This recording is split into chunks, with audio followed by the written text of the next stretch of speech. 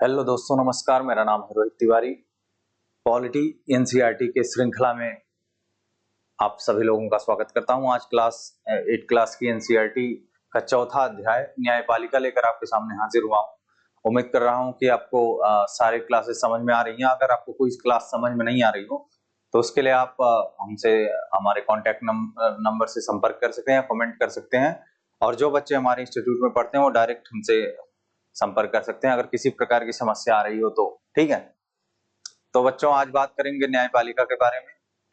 और आपको मैं कई बार बता चुका हूं कि एनसीईआरटी एक ऐसा पोर्शन है, अगर आप उसको अच्छे से तैयार कर लेंगे तो आपको आपकी तैयारी में बड़ी आसानी हो जाएगी। तो इस बात को हमेशा से आपको ध्यान रखना चाहिए कि ये एनसीईआरटी कितना महत्वपूर्ण आपके लिए हो सकती है। और दूसरी सबसे बड़ी बात, आपकी अगर बेसिक कॉन्सेप्ट क्लियरिटी मतलब अच्छी हो जाए, बेसिक आपका अच्छा हो जाए, तो आप बड़े से बड़े सवालों को आसानी से हल कर सकते हैं। दोस्तों, कई बार ऐसा लगता है कि कुछ सवाल जो हैं वो हमारे लिए बहुत कठिन है, लेकिन अगर हम एनसीईआरटी अच्छे से पढ़ लें तो बहुत सारे सवाल आसान लगते हैं। 2023 का पेपर लोगों को लग रहा था कि बहुत टफ आया हुआ है, लेकिन बहुत सारे सवाल आपको सीधे एनसीईआरटी से मिल सकते हैं। ठीक है, तो एनसीईआरटी आपके लिए बहुत इंपॉर्टेंट क्लास है, उसको मिस मत करिए। चाहे तो आप अपने मन से पढ़िए, चाहे आप किसी क्लास को देखिए। ये जरूरी नहीं कि आप मेरी क्लास देखिए, आप किसी भी क्लास को देख करके अपनी एनसीईआरटी का बेस जो है उसको मजबूत करिए। बस मेन मुद्दा ये है कि वो मजबूत होना चाहिए। ठीक है, तो चलिए शुरू करते हैं बच्चों। न्यायपालिका जो है ना, न्यायपालिका किसी भी लोकतंत्र का आधार स्तंभ कह सकते हैं आप उसको। अगर किसी भी लोकतांत्रिक देश में न्यायपालिका स्वतंत्र ना हो, मजबूत ना हो, तो उस देश की स्थिति बहुत खराब हो सकती है। बहुत सारे ऐसे देश जहां पर न्यायपालिका वहां के राजनेताओं, वहां के तथाकथित सरकार के कंट्रोल में है, तो वहां पर नागरिकों को न्याय मिलना बहुत मुश्किल होता है। चलिए, चूंकि ये क्लास 8 की एनसीईआरटी है तो एकदम बेसिक से स्टार्ट करेंगे कि सबसे पहले समझते हैं कि ये न्याय व्यवस्था होती क्या है और इसकी जरूरत हमें क्यों। ठीक है, तो मामला समझिए, न्यायपालिका की बात इसमें की जा रही है। ठीक है, तो न्यायपालिका को समझने के लिए सबसे पहले आपको समझना होगा कि न्याय व्यवस्था क्या है। माफ कीजिएगा, न्याय व्यवस्था समझना सबसे जरूरी हिस्सा है। ठीक है, देखिए, जब कोई समाज बनता है, कोई राज्य बनता है, तो हमको एक संविधान चाहिए होता है उसको चलाने के लिए कि सरकार कैसे बनेगी, सरकार कैसे चलाई जाएगी, सरकार को कौन कौन सी शक्तियां दी जाएंगी। इन सब चीजों के लिए हमको चाहिए होता है संविधान। ठीक है, अब संविधान ने शक्तियों का बंटवारा तो कर दिया, और आपको पता है जब शक्तियों का बंटवारा होता है तो कई बार शक्तियों को लेकर के मतभेद हो सकता है लोगों के मध्य। ठीक है, लोगों के बीच में मतभेद हो सकता है। जैसे अगर कोई, मान लो आप किसी राज्य में रह रहे हैं, ठीक है, और वहां पर न्यायपालिका जो है वो कमजोर है, तो बहुत कम उम्मीद है कि आपको न्याय मिल पाएगा। आपको न्याय मिलने की उम्मीद बहुत कम रहेगी। ठीक है, और जब कानून का शासन होता है, किसी भी राज्य में अगर कानून का शासन होगा तो जाहिर सी बात है, कानून का शासन होगा तो कानून सबके ऊपर बराबर लागू होगा। ठीक है, कानून क्या होगा, सबके ऊपर बराबर लागू होगा। और जब सबके ऊपर कानून बराबर लागू होगा तो हमको एक न्याय व्यवस्था की जरूरत पड़ेगी। एग्जाम्पल के रूप में, क्यों न्याय व्यवस्था की जरूरत पड़ेगी? हमको न्याय व्यवस्था की जरूरत इसलिए पड़ेगी जिससे अगर कोई नागरिक या व्यक्ति अगर कानून का उल्लंघन करता है, कोई भी नागरिक या व्यक्ति अगर कानून का उल्लंघन करता है तो एक निश्चित प्रक्रिया के द्वारा उसको सजा दी जा सके, निश्चित प्रक्रिया के द्वारा उसको सजा दी जा सके। ठीक है, और जिसके साथ अन्याय हुआ है, जिसके अधिकारों का हनन हुआ है, उसको राहत प्रदान की जा सके। इसके लिए न्याय व्यवस्था बनाए रखने के लिए हमने अदालतों को बनाया। अगर किसी समाज में अदालत की बात करी जाए कि अदालत आखिर हमें क्यों चाहिए, तो जाहिर सी बात है, नागरिकों के अपने कुछ अधिकार हैं। ठीक है, नागरिकों, जैसे दो व्यक्तियों के बीच में लड़ाई हो जाएगी तो उसको सुलझाने का काम कौन करेगा? जाहिर सी बात है, न्यायपालिका अदालत करेगी। आपके जिले में सबसे छोटी अदालतें पाई जाती हैं, और पूरे भारत के अगर स्तर को देखा जाए तो सबसे ऊपर सुप्रीम कोर्ट, फिर राज्यों में हाई कोर्ट, और उसके नीचे अधीनस्थ न्यायालय आते हैं। ठीक है, तो सभी कानून सभी लोगों पर सामान्य रूप से लागू होते हैं, सबके ऊपर बराबर रूप से लागू होते हैं, और जब इन कानूनों का उल्लंघन कोई करता है तो उनको सजा देने के लिए हमको न्याय व्यवस्था की जरूरत पड़ती है, जिसमें एक निश्चित प्रक्रिया के द्वारा हम उसको, उस व्यक्ति को जिसने कानून का उल्लंघन किया हुआ है, उसको सजा देते हैं। इसलिए अदालतों की जरूरत पड़ती है। तो अदालत खास करके हमारी अधिकारों को बनाए रखने के लिए बहुत जरूरी है। अगर अदालत ना हो, अगर न्यायपालिका या न्यायालय ना हो, तो हमारे बहुत सारे अधिकार सरकार हमसे छीन सकती है, या बहुत सारे व्यक्ति हमारे अधिकार छीन सकते हैं और हम उस पर कुछ नहीं कर पाएंगे। तो इसलिए जरूरी है कि कानून का शासन बनाए रखने के लिए, ठीक है, कानून का शासन बनाए रखने के लिए हमको न्याय व्यवस्था या अदालत की जरूरत पड़ती है। ठीक है, इतनी बात उम्मीद करता हूं आपको समझ में आ गई होगी। तो न्यायपालिका का बेसिक काम जो है वो कानून को सही तरीके से लागू करवाना है। देखिए, विधायिका कानून को लागू, कार्यपालिका कानून को लागू करती है, एग्जीक्यूट करती है, लेकिन बहुत बार एग्जीक्यूट करने के बाद, चूंकि कार्यपालिका का दूसरा काम एक और भी होता है, समाज में पब्लिक ऑर्डर भी देखती है, जो अस्थायी कार्यपालिका होती है। तो कई बार नागरिक क्या होते हैं, कानून का उल्लंघन कर देते हैं।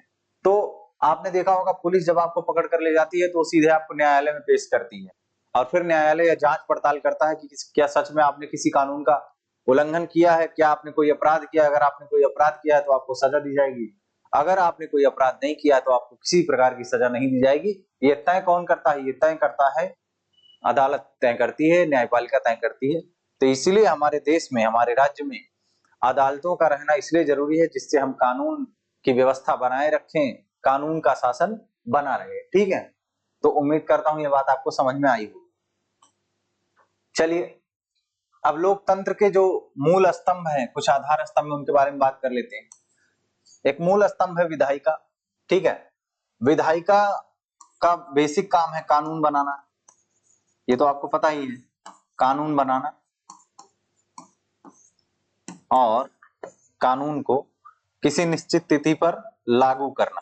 देखिए, लागू करने का मतलब होता है कि कानून अब पूरे देश में लागू हो गया है, अब उसको क्रियान्वित कौन करता है? कानून बन गया और लागू हो गया, उसका क्रियान्वयन कौन करेगा? एग्जीक्यूशन कौन करेगा? एग्जीक्यूशन करने का काम करती है कार्यपालिका, एग्जीक्यूटिव, एग्जीक्यूटिव। ठीक है, कार्यपालिका उसको क्या करती है? क्रियान्वित करती है। और जब नागरिकों के साथ किसी प्रकार की समस्या आया, मान लो विधायिका को कोई समस्या आई, विधायिका ने कोई कानून बनाया जो संविधान का उल्लंघन कर रही है, या कार्यपालिका सही ढंग से क्रियान्वित नहीं कर पा रही है, तो इन सारी चीजों पर काम करने के लिए, इन पर नियंत्रण करने के लिए एक स्वतंत्र न्यायपालिका की जरूरत पड़ती है। इसलिए लोकतंत्र में न्यायपालिका का जो योगदान है, जो महत्व है, बहुत ज्यादा बढ़ जाता है। और न्यायपालिका एक पवित्र संस्थान के रूप में काम करती है, जो कि नागरिकों के मूल अधिकारों को भी बचाने का काम करती है। इसलिए आपने सुना होगा कि न्यायपालिका के बारे में एक कथन विख्यात है, इसको हम संविधान का संरक्षक भी बोलते हैं। संविधान का संरक्षक, संविधान का रक्षक, क्योंकि संविधान को बचाने का काम भी न्यायपालिका का ही है। अगर न्यायपालिका स्वतंत्र न रहे, अगर वो स्वतंत्र रूप से कार्य न कर पाए, तो संविधान का उल्लंघन होने के बहुत ज्यादा चांसेस बढ़ जाते हैं। ऐसे बहुत सारे मौके आए हैं जब ये घटना घटी है। ठीक है, तो ये बात आपको समझनी पड़ेगी। उम्मीद कर रहा हूं आपको ये बात समझ में आ गई होगी कि लोकतंत्र में विधायिका, कार्यपालिका और न्यायपालिका तीन बेसिक सिद्धांत, बेसिक आधार स्तंभ हैं, जिनमें संविधान का रक्षक किसको माना जाता है? संविधान का रक्षक माना जाता है न्यायपालिका को। ठीक है, तो इतनी बात अगर आपको समझ में आ गई हो तो फिर आगे बढ़े। ठीक है, अगर आपको दिखाई ना पड़ रहा हो तो मैं इसको थोड़ा नीचे कर दूं, जिससे आपको अच्छे से दिखाई पड़ जाए सब। ठीक है, चलिए आगे देखते हैं।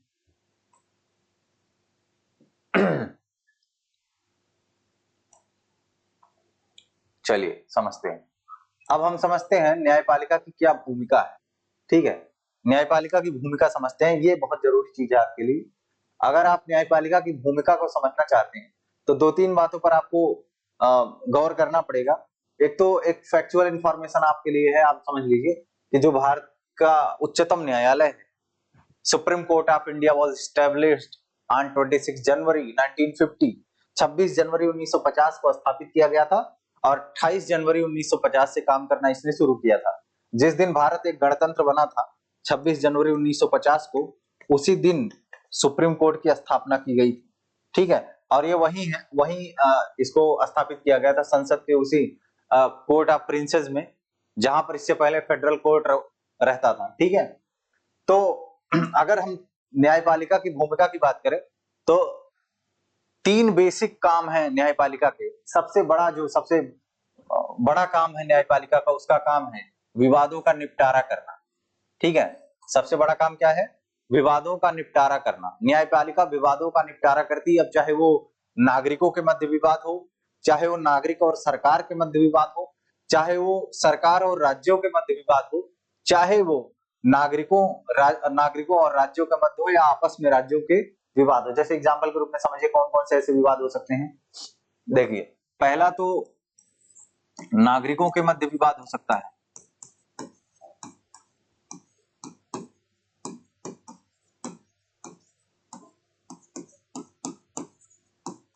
नागरिकों के मध्य विवाद हो सकता है एग्जाम्पल के रूप में, जैसे मान लो ए और बी की लड़ाई हो गई।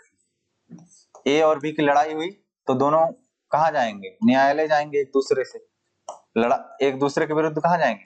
न्यायालय। फिर न्यायालय फैसला करेगा इसमें ए सही है कि बी सही है, मतलब ए व्यक्ति सही है कि बी व्यक्ति सही है, ये फैसला कौन करेगा? न्यायालय। तो न्यायालय क्या करता है? नागरिकों के मध्य विवाद को सुलझाने का काम करता है। ठीक है, नागरिकों के मध्य जो विवाद होते हैं उनको सुलझाने का काम कौन करता है? उनको सुलझाने का काम करता है न्यायपालिका। ठीक है, अब दूसरा दूसरा क्या काम हो सकता है? दूसरा जो काम है उसको समझिएगा। दूसरा काम हो सकता है सरकार तथा नागरिक के मध्य विवाद। अगर सरकार और अगर नागरिक के मध्य विवाद हो तो भी उसको सुलझाने का काम न्यायपालिका करती है। जैसे एग्जाम्पल के रूप में मान लो सरकार ने आपके किसी फंडामेंटल राइट का उल्लंघन कर दिया,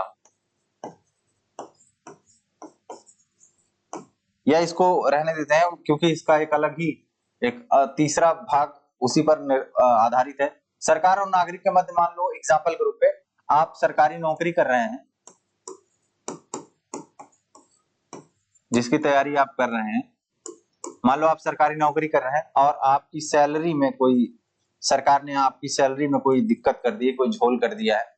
जैसे मान लो 2 महीने की सैलरी आपको नहीं मिली और आपके पासबुक में लिखकर आ गया नहीं, वो तो मिल गई आपको 2 महीने की सैलरी। तो फिर अब ये किसके बीच में लड़ाई हो गई? ये आपके और सरकार के बीच की लड़ाई है।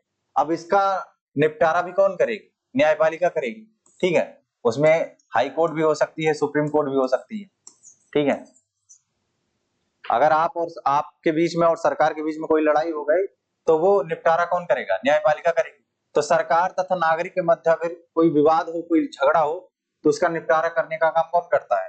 न्यायपालिका करती है। ठीक है, ये बात समझ में आ गई। चलिए आगे समझते हैं, तीसरा मामला समझते हैं। केंद्र सरकार तथा राज्य सरकार के मध्य अगर लड़ाई हो, केंद्र सरकार अगर राज्य सरकार के मध्य में लड़ाई हो तो भी इसका निपटारा करने का काम न्यायपालिका का ही है।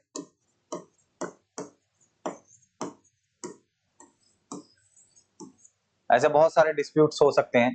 ठीक है, न्यायपालिका जैसे मान लो बहुत सारे, जैसे मान लो एग्जाम्पल के रूप में बहुत सारे ऐसे काम, जैसे राज्य किसी विशेष चीज की मांग कर रहा है केंद्र से और केंद्र उसको देने से इनकार कर रहा है, या राज्य को लगता है कि नहीं मेरा अधिकार है और ये केंद्र नहीं दे रहा है, तो फिर राज्य सुप्रीम कोर्ट से कहेगा जाकर के कि देखिए केंद्र हमारी बात नहीं सुन रहा है, हमको चाहिए पैसा और केंद्र नहीं दे रहा है। ठीक है, तो ये भी मामला कौन देखेगा? न्यायपालिका देखेगी। अब चौथा मामला आता है जो कि और भी महत्वपूर्ण मामला है। ये हो सकता है राज्यों के मध्य विवाद हो सकता है।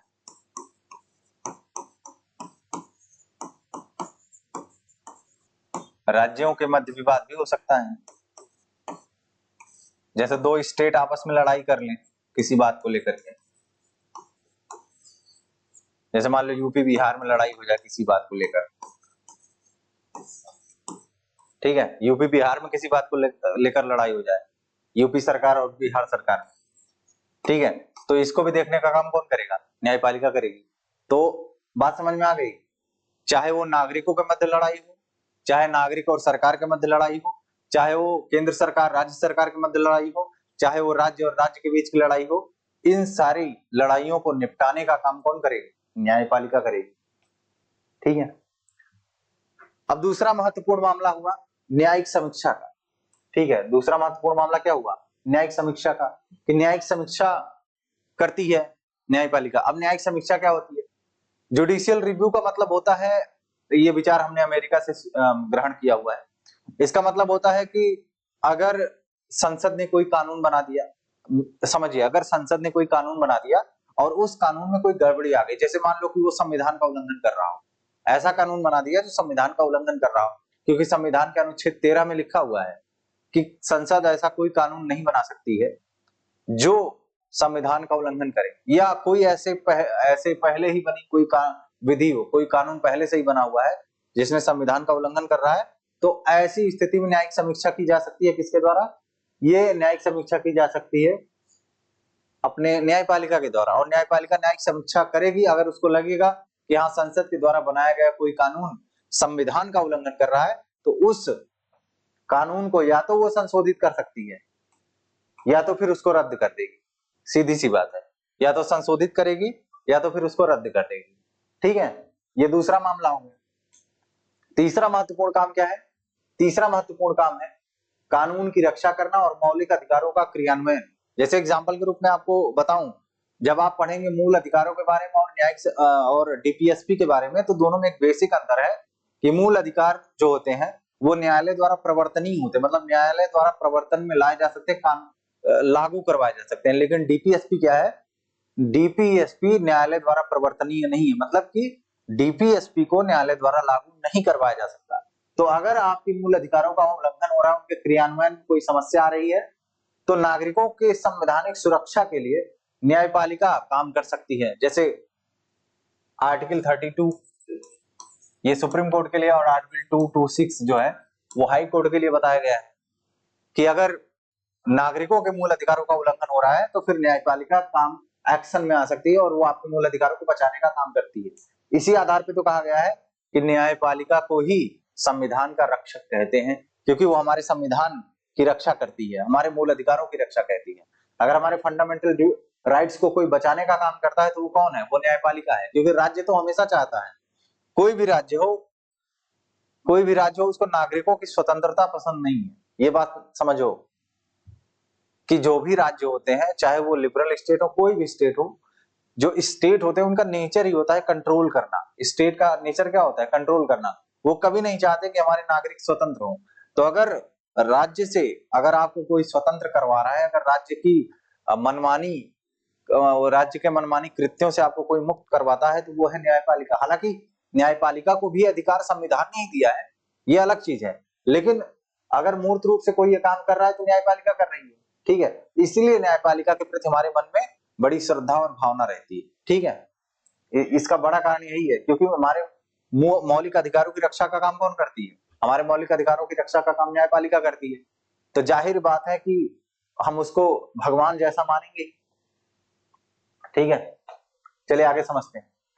अब बड़ा सवाल ये है कि स्वतंत्रता कितनी मायने रखती है न्यायपालिका के लिए? स्वायत्तता या स्वतंत्रता न्यायपालिका की कितनी जरूरी है? अब एक कहानी आपको सुनाते हैं।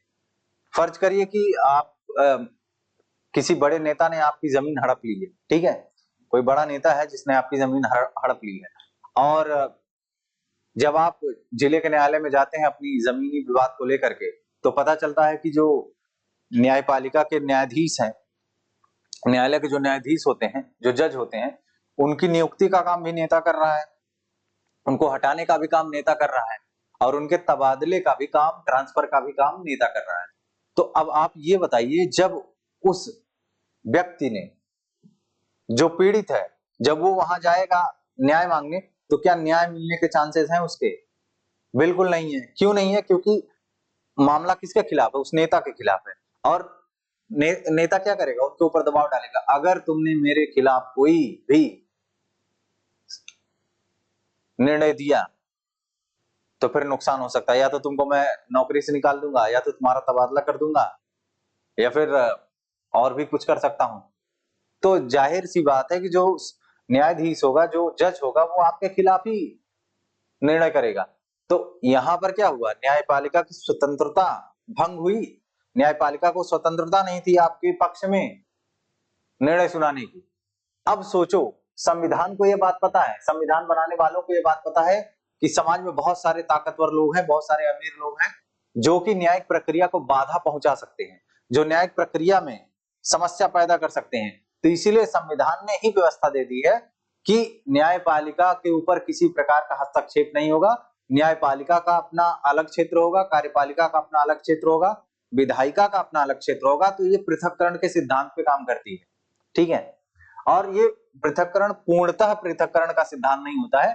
कुछ एक मामले होते हैं जिसमें ये एक दूसरे के काम में हस्तक्षेप नहीं कर सकते। जैसे एग्जाम्पल के रूप में नियुक्ति जो होती है, न्यायाधीशों की नियुक्ति होती है, उसमें पूर्ण रूप से आप देखेंगे कि न्यायपालिका का ही हाथ होता है, या उनको हटाना हुआ, एक बार अगर न्यायाधीशों की नियुक्ति हो गई तो उनको हटाना बहुत मुश्किल है। इससे आप इसका ऐसे ही अंदाजा लगा सकते हैं कि अभी तक भारत के इतिहास में ऐसा कभी हुआ नहीं है, ठीक है। और जब जब होने का प्रयास किया, वो अलग बात है कि न्यायाधीशों ने पहले ही इस्तीफा दे दिया, कभी बहुत रेयर केसेस में हुआ है ऐसा।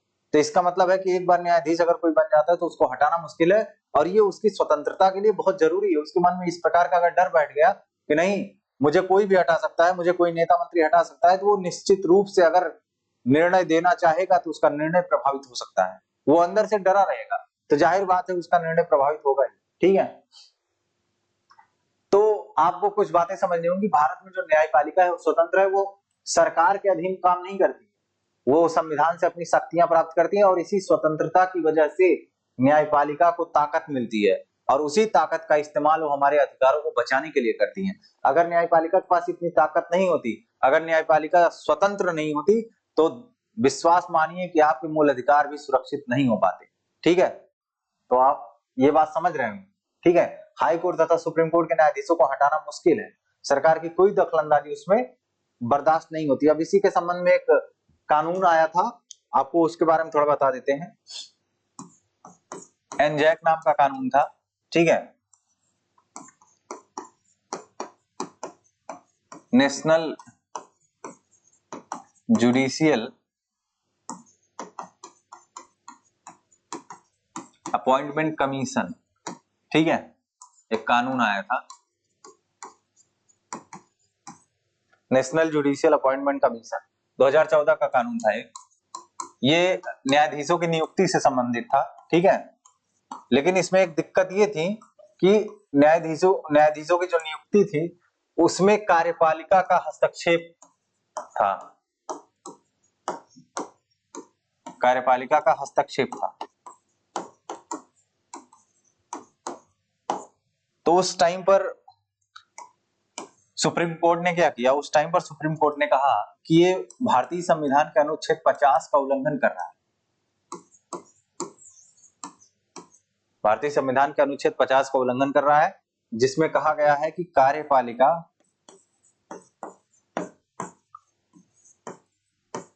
तथा न्यायपालिका का पृथक्करण, और इस आधार पर कानून को रद्द घोषित कर दिया गया, कानून को नल एंड वॉइड घोषित कर दिया गया, ठीक है।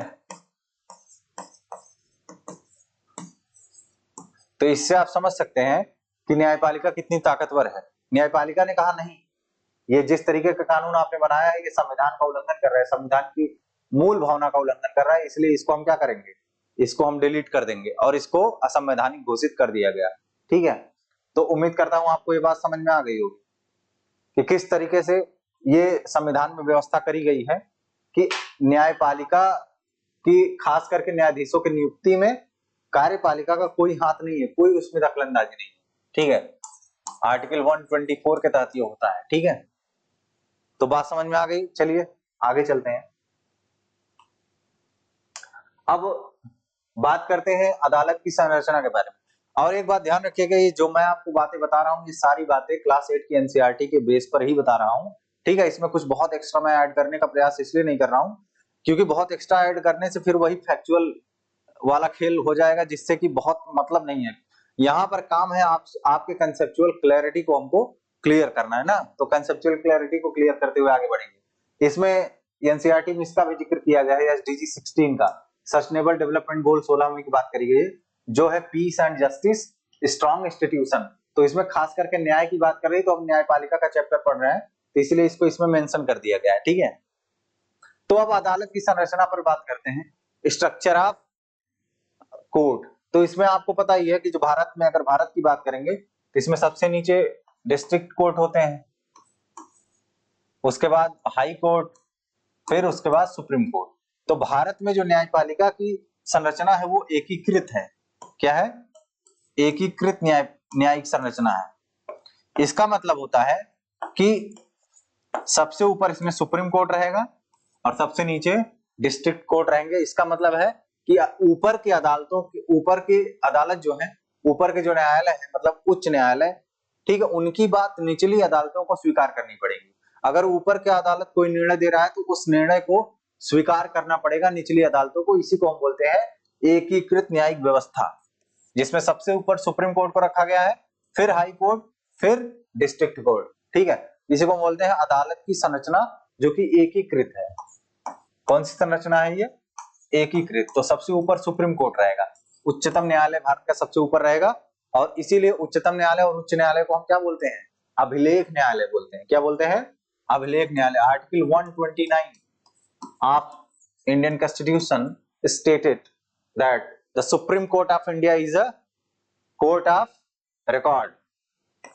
कोर्ट ऑफ रिकॉर्ड इसको कहते हैं। इसका मतलब है कि इसके सारे फैसले भारत भर में लागू होंगे और जितने भी इसके नीचे के न्यायालय हैं सबके ऊपर ये बाध्यकारी होंगे, सभी नागरिकों पर बाध्यकारी होंगे। अगर सुप्रीम कोर्ट कोई फैसला सुनाती है तो चाहे आप उस न्यायालय परिसर में मौजूद हो या ना हो, ये आपके ऊपर लागू हो जाता है।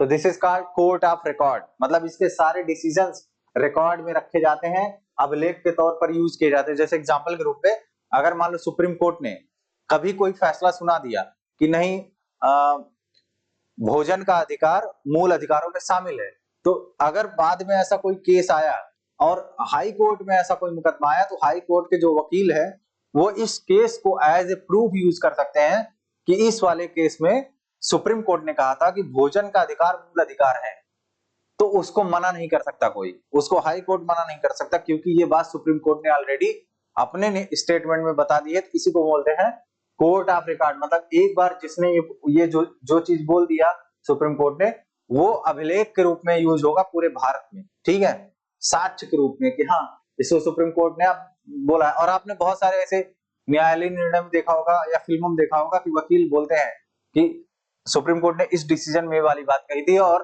उसको स्वीकार भी किया जाता है। उसी को बोलते हैं कोर्ट ऑफ रिकॉर्ड। क्या बोलते हैं उसको? कोर्ट ऑफ रिकॉर्ड, ठीक है। तो ये बात उम्मीद करता हूं आपको समझ में आ गई हो। चलिए आगे बढ़ते हैं। अब इसमें हाई कोर्ट की स्थापना की बात करी जा रही है, ठीक है, उच्च न्यायालयों की स्थापना। तो इसमें थोड़ा सा एक इतिहास बताया जा रहा है कि 1862 में कलकत्ता, मुंबई और मद्रास, जो कि प्रेसिडेंसी थे उस टाइम पर, यहाँ पर उच्च न्यायालय की स्थापना करी गई। 1966 में दिल्ली हाई कोर्ट बनाया गया और भारत में कुल मिलाकर 25 हाई कोर्ट है, ठीक है, 25 हाई कोर्ट है। नॉर्थ ईस्ट का एक उच्चतम न्यायालय है, जिसमें आप समझिएगा कि ये गुवाहाटी में इसका मुख्यालय है। मतलब उच्च न्यायालय जो गुवाहाटी का, वो 4 राज्यों को कवर करता है। एक तो असम है, दूसरा अरुणाचल प्रदेश है, तीसरा नागालैंड और चौथा मिजोरम। इन 4 राज्यों के लिए एक ही उच्च न्यायालय है, गुवाहाटी उच्च न्यायालय, ठीक है, जो कि असम में स्थित है, ठीक है। इतनी बात समझ में आई। और पंजाब और हरियाणा के लिए भी एक न्यायालय है, पंजाब हरियाणा के लिए एक न्यायालय है जो कि चंडीगढ़ में स्थित है, ठीक है। ये बात समझ गए होंगे आप।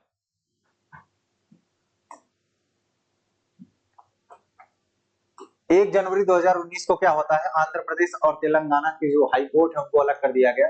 तो आंध्र प्रदेश का जो हाई कोर्ट होगा वो अमरावती हाई कोर्ट हो गया, और तेलंगाना का जो हाई कोर्ट था वो हैदराबाद हाई कोर्ट हो गया, ठीक है। उससे पहले दोनों के लिए एक ही हाई कोर्ट था। और कई बार क्या होता है, नागरिकों तक पहुंच बढ़ाने के लिए न्यायालयों में खंडपीठ स्थापित की जाती है। जैसे उत्तर प्रदेश का जो उच्च न्यायालय है उसकी खंडपीठ लखनऊ में भी है। क्योंकि जनसंख्या बहुत ज्यादा है तो खंडपीठ मतलब ब्रांचेस बनाई जाती हैं, न्यायालयों की ब्रांचेस बनाई जाती है, खंडपीठ बनाई जाती है। तो लखनऊ में भी खंडपीठ है उच्च न्यायालय की। इलाहाबाद हाईकोर्ट की जो खंडपीठ है वो लखनऊ में भी स्थापित करी गई है। एकीकृत न्यायिक व्यवस्था के बारे में मैंने आपको ऑलरेडी बता दिया है कि एकीकृत न्यायिक व्यवस्था क्या होती है। एकीकृत न्यायिक व्यवस्था मतलब सबसे ऊपर सुप्रीम कोर्ट, फिर हाई कोर्ट, फिर डिस्ट्रिक्ट या सबऑर्डिनेट कोर्ट, और सबसे ऊपर का जो कोर्ट है उसकी बात उसके नीचे वाले कोर्ट को माननी पड़ेगी, और जो हाई कोर्ट है उसके नीचे वाला जो कोर्ट है उसकी बात हाई कोर्ट को, सॉरी हाई कोर्ट की बात उसको स्वीकार करनी पड़ेगी। इसी को हम बोलते हैं एकीकृत। ठीक है, देखिए एनसीईआरटी का बेसिक फाउंडेशन आपको समझा रहा हूं जो कि आपको अच्छे से समझ में आ जाएगा। ठीक है, तो एक बात और समझिए, जब मामला एकीकृत होगा तो यहां पर एक और मामला है। सोचो कि अगर मामला एकीकृत है तो उससे फायदा क्या होगा आपको। मान लो आपको जिला न्यायालय ने आपको कोई सजा सुना दी और आपको लगता है कि नहीं आप दोषी नहीं है, तो आप क्या करेंगे, आपके पास मौका है कि आप अपील करके हाई कोर्ट में अपील कर दें। कि आप उस फैसले से अगर संतुष्ट नहीं है तो आप क्या करेंगे, जिला न्यायालय के खिलाफ आप कहां जाएंगे, हाई कोर्ट में जाएंगे। पता चला हाई कोर्ट ने भी आपके खिलाफ ही फैसला सुना दिया, तो फिर अब आप हाई कोर्ट के भी फैसले से संतुष्ट नहीं है तो आप जा सकते हैं सुप्रीम कोर्ट में। इसका मतलब यही है कि अगर आपको निचली अदालतों से संतुष्टि नहीं मिल रही है, उनके फैसले से आपको लग रहा है कि आप असंतुष्ट हैं, तो आप अपील करके ऊपर के और भी कोर्ट्स में जा सकते हैं। ये भी एकीकृत न्यायालय का ही एक बड़ा उदाहरण है। तो अपीली व्यवस्था इसको बोलते हैं, इसको हम बोलते हैं अपीलीय व्यवस्था, कि आप अपील कर सकते हैं। अब एक उदाहरण आपको समझाया जा रहा है, एग्जांपल समझिएगा। 1980 की बात है, लक्ष्मण कुमार नाम के एक व्यक्ति थे, इनका विवाह होता है सुधा गोयल नाम की एक 20 वर्षीय महिला से। ठीक है, लक्ष्मण कुमार जी हैं, इनका विवाह हो रहा है सुधा गोयल जी से जो कि 20 वर्ष की हैं, और दिल्ली में एक फ्लैट में ये लोग रहते हैं और सपरिवार रहते हैं। मतलब जो पुरुष है, पुरुष का परिवार साथ रहता है, उनके भाई रहते हैं, उनके उनके माता पिता रहते हैं। ठीक है, माता पिता नहीं, सिर्फ माँ, भाई और पति पत्नी, ये 4 लोग रहते हैं। फिर क्या होता है, 2 दिसंबर 1980 को सुधा जी की मृत्यु हो जाती है। ठीक है, सुधा गोयल की मृत्यु होती है अस्पताल में। 2 दिसंबर 1980 को सुधा गोयल की अस्पताल में मृत्यु होती है। अब क्या होता है, सुधा गोयल का जो परिवार है और उनके जो आसपास के पड़ोसी हैं, जब वो घायल अवस्था में थी तो उनके पड़ोसियों ने उनको देख लिया और उन लोगों को लगा, उन लोगों ने कहा कि इनको जानबूझकर जलाकर मार दिया गया। ठीक है, जानबूझकर जलाकर मार दिया गया। तो केस किसने किया, पड़ोसियों ने केस कर दिया उनके पति पर, उनके भाई पर और उनकी मां पर, मतलब बहू की सास पर। ठीक है, अब मामला क्या होता है, मामला जाता है डिस्ट्रिक्ट कोर्ट में, सेशन कोर्ट में जाता है। ठीक है, सेशन कोर्ट में मामला जाता है और वहां पर तीनों को डेथ सेंटेंस, तीनों को फांसी की सजा दे दी जाती है। लक्ष्मण कुमार को, उनके भाई को और उनकी माता जी को, तीनों लोगों को क्या कौन सी सजा सुनाई जाती है, फांसी की। अब आपको अपीलीय व्यवस्था का उदाहरण समझा रहे हैं। फिर क्या होता है, अब ये तीनों लोग संतुष्ट नहीं होते इस फैसले से। जाहिर सी बात है, अगर इनको फांसी की सजा हो रही तो ये संतुष्ट नहीं होंगे। तो इन्होंने क्या किया, इन्होंने अपील कर दी हाई कोर्ट में। अब ये चले गए हाई कोर्ट में, अब ये जाते हैं नवंबर 1983 में हाई कोर्ट। ठीक है, तीनों लोग चले जाते हैं हाई कोर्ट। अब वहां क्या होता है, वहां पर हाई कोर्ट क्या करती है, हाई कोर्ट इनको बाइज्जत बरी कर देती है। ठीक है, हाई कोर्ट क्या करती है, इनको बाइज्जत बरी कर देती है। मतलब लक्ष्मण कुमार जी को, उनके भाई को, उनकी माता जी को बाइज्जत बरी कर दिया गया। ठीक है, अब ये मामला जो आया, इससे पूरे भारत में खलबली मच गई। क्यों खलबली मच गई, इसलिए खलबली मच गई क्योंकि मामला दहेज हत्या का था। ठीक है, अब पड़ोसी तो ये बता रहे थे कि जब उनकी हत्या होने की बड़ी वजह ये थी कि पहला बेटा, जब पहला पुत्र पैदा हुआ तो जो ससुराल वाले थे वो मांग रहे थे कि नहीं हमको गाड़ी दीजिए, हमको फ्रिज दीजिए, और ये मांगे पूरी नहीं हुई तो उनको जलाकर मार दिया गया। लेकिन ये लोग कह रहे थे कि वो दूध दूध गर्म कर रही थी और स्टोव से जलकर उनकी मृत्यु हुई। ठीक है, अब ये मामला जब फैला तो पूरे भारत की जो महिला संगठन थे, भारत के और सारे जो एनजीओ थे, उनके मन में ये आ गया कि ये तो महिलाओं के लिए बड़ा खतरनाक हो गया। ये मामला सीधा सीधा दिखाई पड़ रहा है कि ये दहेज हत्या का मामला है, लेकिन हाई कोर्ट ने क्या कर दिया, इन तीनों लोगों को ऐसा माना कि नहीं, इनके खिलाफ कोई सबूत नहीं मिल पाया और इसकी वजह से इनको बाइज्जत बरी कर दिया। अब फिर क्या हुआ, एक Indian federation of women lawyers नाम का एक एसोसिएशन है, एक संगठन है, Indian federation of women lawyer. ये क्या करते हैं, ये हाई कोर्ट से जाते हैं सुप्रीम कोर्ट अपील करने के लिए, क्योंकि बाइज्जत बरी कर दिया गया था, तो अपील करके ये चले जाते हैं सुप्रीम कोर्ट। और फिर सुप्रीम कोर्ट ने ऐतिहासिक फैसला सुनाया जिसमें लक्ष्मण कुमार के भाई जी को बाइज्जत बरी कर दिया गया और उनको लक्ष्मण कुमार को और उनकी माता जी को उम्र कैद की सजा सुनाई गई। ठीक है, तो इससे आप देख सकते हैं कि किस तरीके से अपीली व्यवस्था चल रही है कि सेशन कोर्ट से इनको संतुष्टि नहीं मिली तो ये चले गए हाई कोर्ट, फिर हाई कोर्ट से मामला गया सुप्रीम कोर्ट तक। इसी को बोलते हैं एकीकृत या इंटीग्रेटेड सिस्टम। ठीक है, एकीकृत व्यवस्था, यूनिफाइड सिस्टम इसको बोलेंगे। तो ये बात उम्मीद कर रहा हूं आपको समझ में आ गई होगी। ठीक है, चलिए अब न्यायिक व्यवस्था के दो मुख्य भाग है उनको समझ लीजिए। ठीक है, दो मुख्य हिस्से हैं उनको समझिए। विधि व्यवस्था की शाखाएं हैं, जैसे दो बेसिक शाखाएं होती हैं, एक तो है फौजदारी कानून या फौजदारी एक व्यवस्था है, दूसरी व्यवस्था है नागरिक। तो फौजदारी में अक्सर वो मामले आते हैं जो आपराधिक किस्म के होते हैं, जिनके उल्लंघन से ऐसा प्रतीत होता है कि आपने क्या किया हुआ है, आपने अपराध किया, कोई क्राइम किया हुआ है। जैसे एग्जाम्पल के रूप में चोरी अगर आप करते हैं, दहेज मामले में आप हत्या कर देते हैं या महिलाओं को परेशान करते हैं, तो ये सब क्या है, ये अपराध एक प्रकार का क्राइम है। ठीक है, इसमें आपको सजा मिलती है और विशेष तौर पर अगर आपके खिलाफ ऐसा कुछ हो रहा है तो आपके खिलाफ एफआईआर दर्ज होती है, पुलिस अधिकारी आपकी जांच करता है और उसके बाद न्यायालय आपके ऊपर जुर्माना भी लगा सकता है और आपको जेल भी भेज सकता है या दोनों कर सकता है। ठीक है, जुर्माना या जेल या दोनों कर सकता है। अब अगर नागरिक मामलों को देखें, सिविल मामलों को, तो सिविल मामलों का जो नेचर होता है वो इसमें आप देख सकते हैं व्यक्ति विशेष के अधिकारों का उल्लंघन माना जाता है इसमें, कि व्यक्ति विशेष के अधिकारों का उल्लंघन हो रहा है। या ऐसे समझो कि ऐसे मामले जिसमें मुआवजे के मामले होते हैं, मुआवजा, इसमें सजा की मांग होती है, फौजदारी मामले में सजा की मांग की जाती है और इसमें मुआवजे की मांग की जाती है। एग्जाम्पल के रूप में जैसे तलाक, जब पति पत्नी के बीच में तलाक होता है, पत्नी क्या मांगती है, मुआवजा मांगती है पति से, तो ये मामला हो गया आपका दीवानी मामला हो गया। ठीक है, अब जैसे मान लो किराएदार मकान मालिक के बीच में कोई विवाद हो रहा है, तो मकान मालिक और किराएदार के बीच में विवाद हुआ, न्यायालय ने कहा कि किराएदार को बकाया देना पड़ेगा और उसको रूम छोड़कर जाना पड़ेगा, तो ये भी क्या हो गया, दीवानी मामला हो गया। ठीक है, बात समझ में आ गई। तो ये बेसिक अंतर होता है फौजदारी और दीवानी मामले में। ठीक है, अब सबसे अंतिम मुद्दा है आज का, उसको बात कर लेते हैं, वो है जनहित याचिका का। अब जनहित याचिका का मामला आया क्यों, इसको समझ लीजिए। जैसे देखो, भारत एक बड़ा देश है और ऐसा भी नहीं, भारत बहुत अमीर देश है जिसमें हर नागरिक बहुत अमीर है और उसको हर चीज की समझ है, न्याय की भी समझ है। आपको पता ही होना चाहिए कि भारत का अधिकतर हिस्सा गांवों में निवास करता है और भारत में गरीबी ज्यादा है।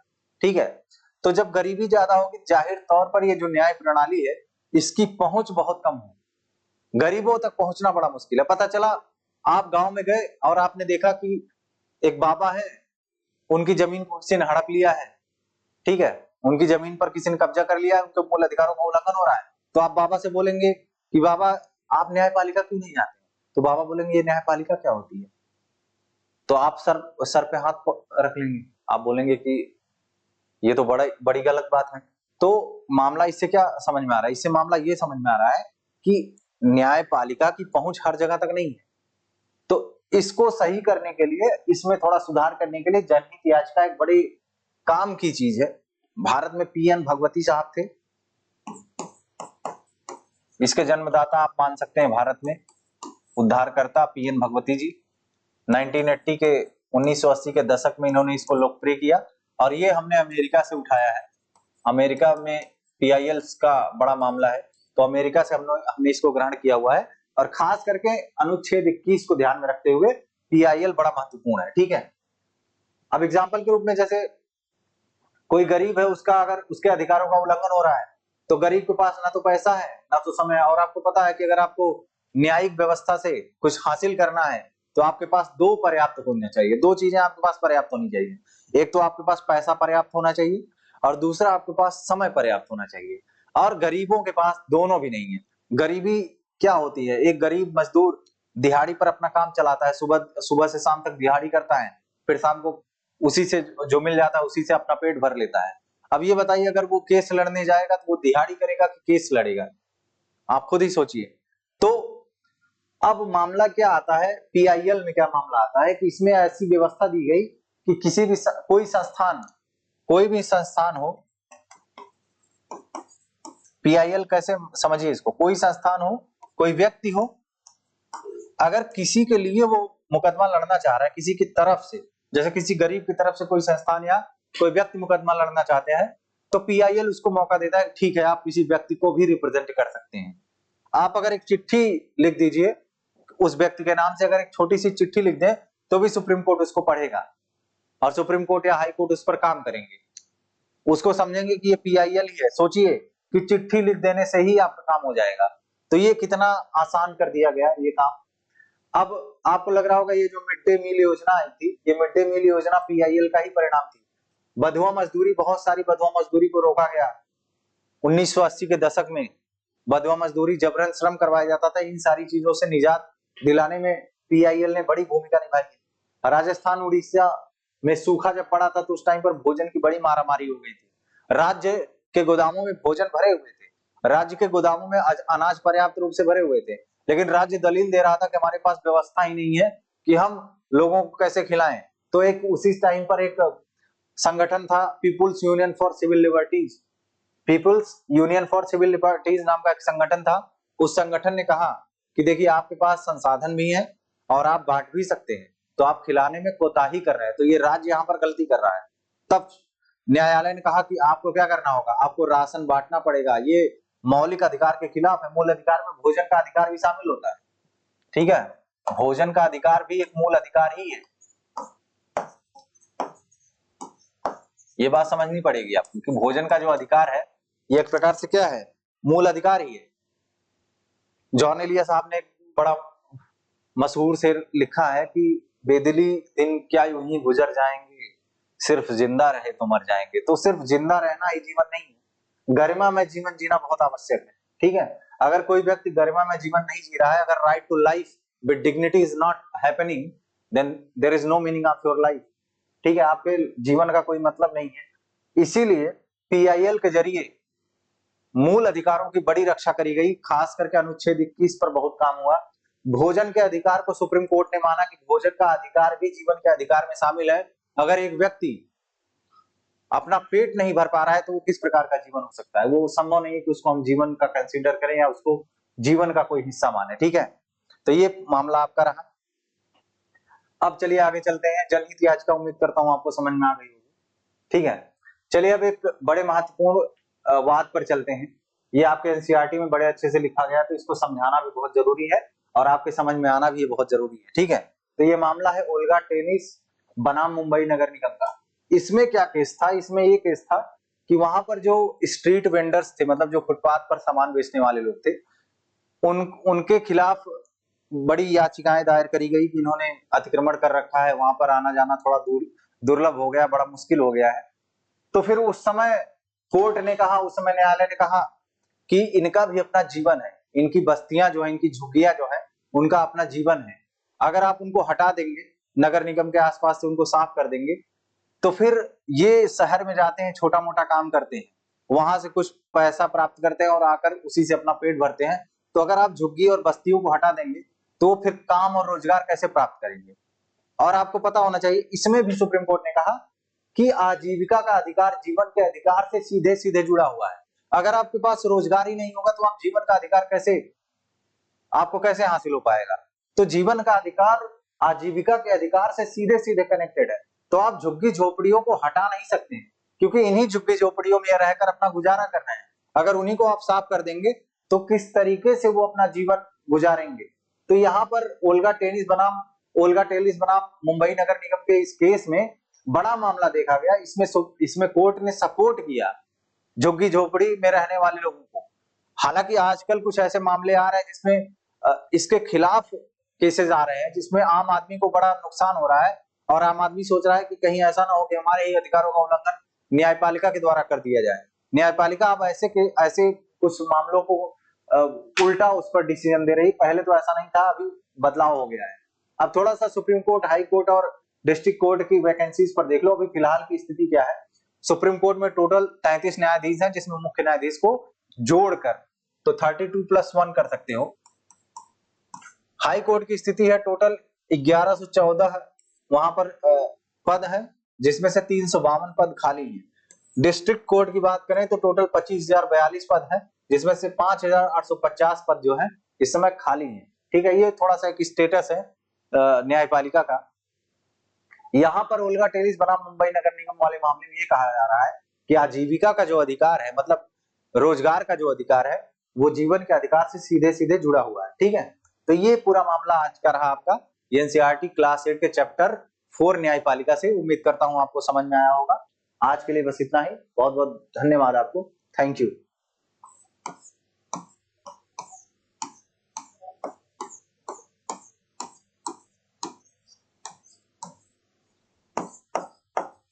कमेंट जरूर करिएगा, अगर आपको अच्छा लगा हो तो कमेंट करिएगा, कोई समस्या होगी तो वो भी बताइएगा। ठीक है, आज के लिए बस इतना ही। बहुत बहुत शुक्रिया आपका।